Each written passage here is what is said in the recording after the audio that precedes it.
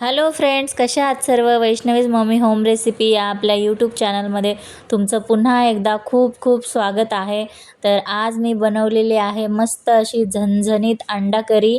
तर खूप छान अशी टेस्टी अशी बनवलेली आहे. तर चला वेळ न घालवता ही रेसिपी तुमच्यासोबत पण मी शेअर करते आहे आणि छान छान जेवण करायचं आणि स्वस्थ राहायचं. तर चला रेसिपीला सुरुवात करूया. इथे मी अंडी उकडायला ठेवलेली होती. छानपैकी अंडी उकडून घ्यायची व्यवस्थित अशी.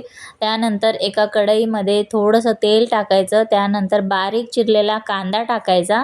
कांदा व्यवस्थित छानपैकी परतून घ्यायचा. कांदा एकदम मऊ होईपर्यंत छान परतून घ्यायचा. तुम्ही बघू शकता. आणि आता यामध्ये आहे ना, मी हे वाटण टाकलेलं आहे. यामध्ये मी काय काय वाटले आहे ते तुम्हाला सांगते. थोडंसं खोबरं घेतलेलं आहे आणि आले लसूण घेतलेलं आहे आणि थोडीशी कोथिंबीर, बस एवढंच घेतलेलं आहे. आणि याची पेस्ट करून मी ह्याच्यामध्ये टाकलेली आहे.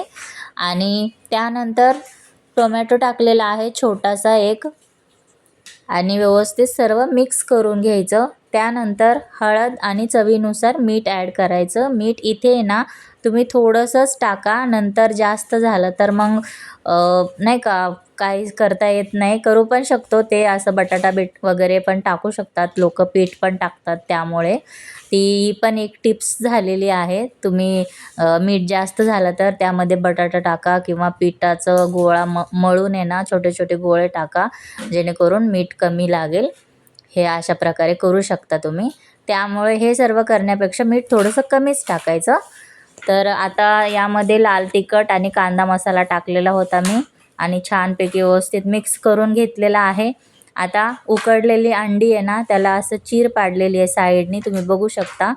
तर असं करून आहे ना या मसाल्यामध्ये टाकून द्यायची सर्व अंडी आणि व्यवस्थित मिक्स करायचं.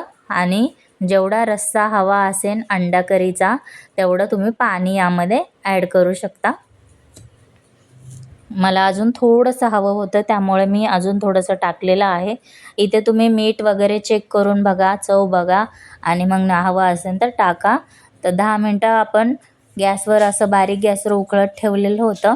आता आपली भाजी खाण्यासाठी तयार आहे. 5 मिनटामध्ये मी बनवलेली ही भाजी तुम्हाला कशी वाटली अंडा करी मला कमेंट करून नक्की सांगा.